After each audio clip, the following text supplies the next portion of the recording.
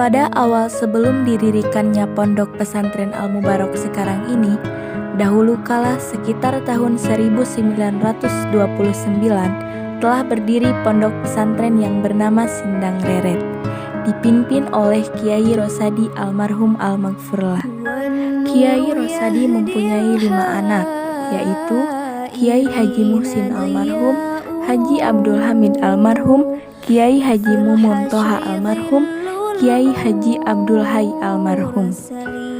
Abdullah almarhum, pada tahun 1973 Kiai Rosadi wafat dan kepemimpinan pondok pesantren diberikan kepada anaknya yang pertama, yaitu Kiai Muhsin.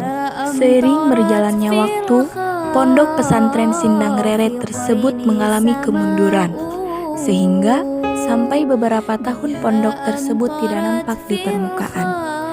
Hingga sampai Kiai Muhsin menikah dengan Umi Kulsum dan lahirlah seorang kiai dari 4 bersaudara, yaitu Kiai Haji Yayat Sarif Hidayatullah, yang meneruskan perjuangan kakek dan ayahnya tersebut.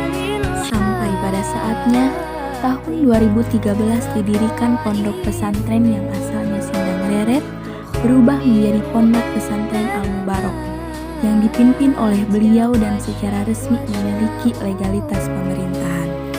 Pondok Pesantren Al-Mubarak memiliki visi, yaitu menjadikan pondok pesantren sebagai tempat ibadah sekaligus tempat pendidikan Islam panutan yang dapat melahirkan generasi Rabbani sebagai khalifah fil ardh.